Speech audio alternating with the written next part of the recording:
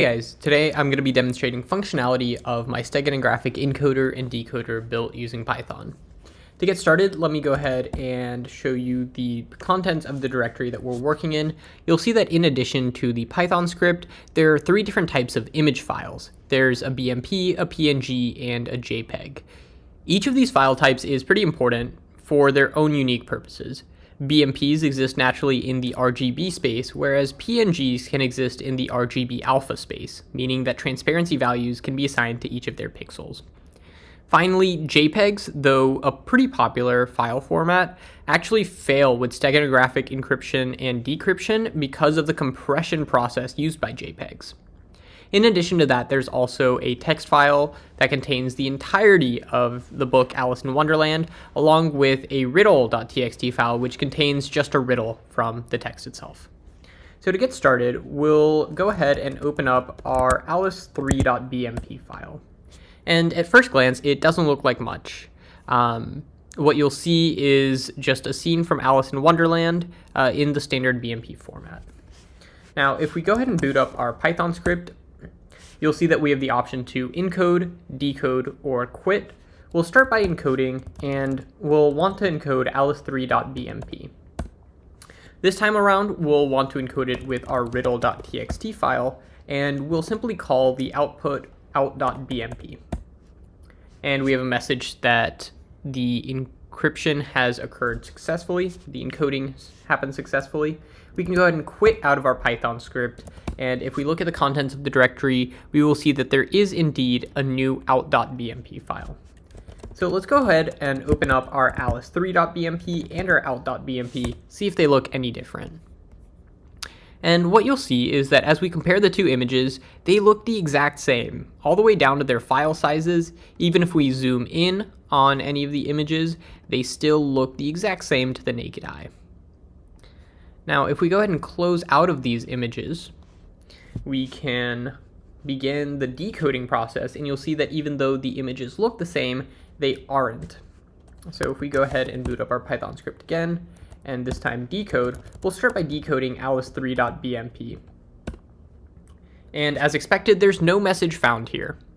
However, if we go ahead and decode out.bmp, that was our encoded image, what you'll see is this secret message here, and this is actually the riddle that we encoded inside of it. And to confirm that, let me go ahead and quit out of the Python script and print the contents of this riddle.txt file to screen. And if you compare the two, you'll see that they are the exact same.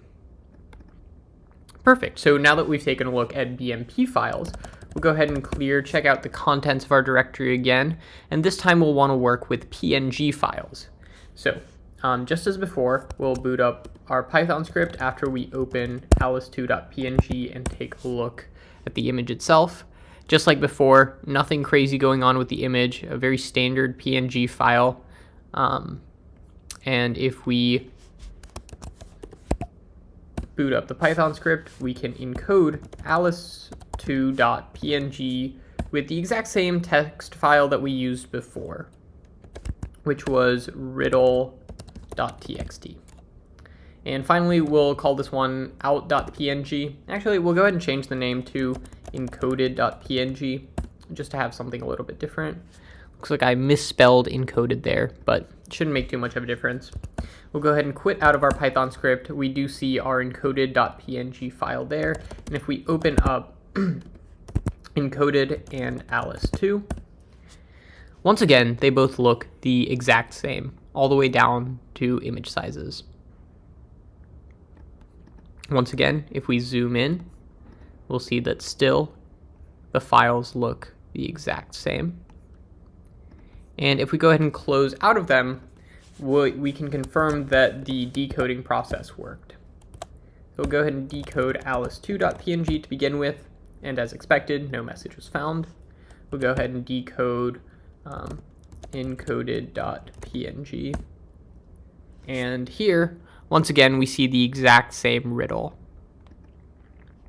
All right, so that was pretty interesting. Let's take a look at what happens when we try and encode too many bits into an image if we try and encode just too much text.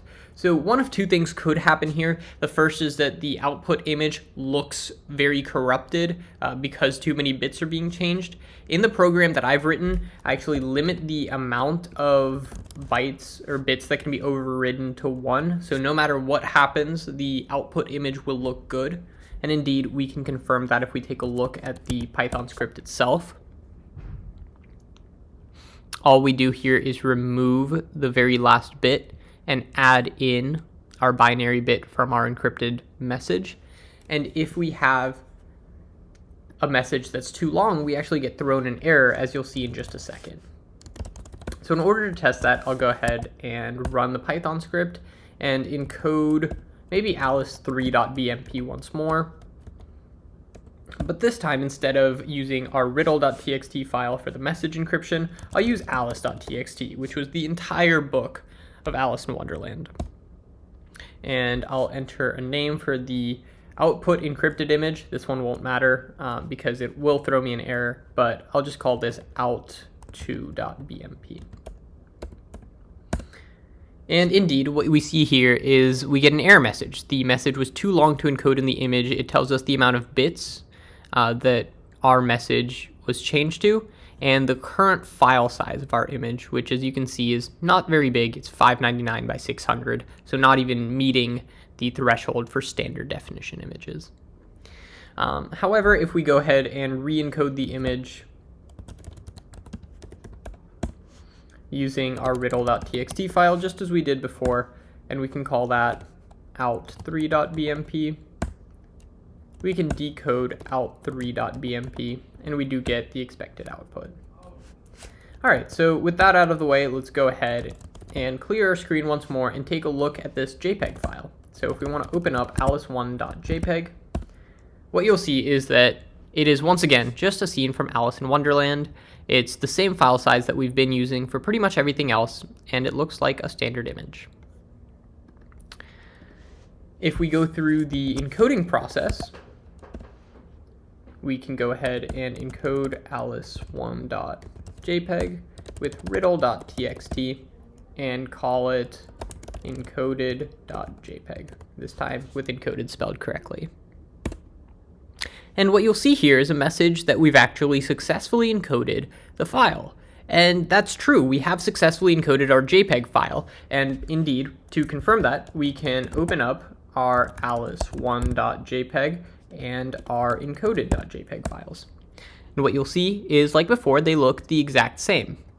Now, what's important is that during the JPEG compression process, the encryption was actually lost. And so if we take a look at decrypting this image, what you'll see is that it's not going to give us a secret message. Indeed, it tells us that there is no message found.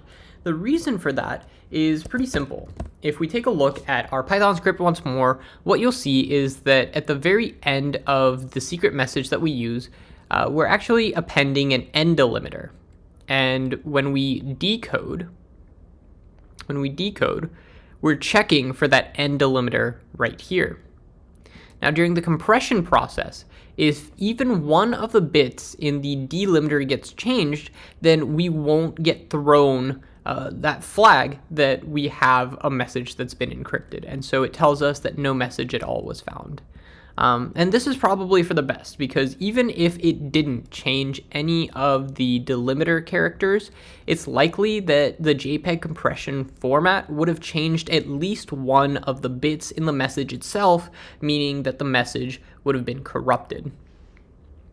In addition to that, I can also show off some error handling functionality with the Python script itself. So as you can see, this is the list of all the files in my directory. But if I want to encode an image that doesn't exist, for example, this doesn't exist.png, even if I provide it with a proper file, maybe riddle.txt, out.web3, it's going to tell me that the image file was not found. Similarly, if I encode with an image file that does exist, for example, alice1.jpg, and a text file that does not exist, txt does not exist.txt, and I call this encoded.png, it will tell me that the text file is not found. And indeed, the same functionality works for decoding images.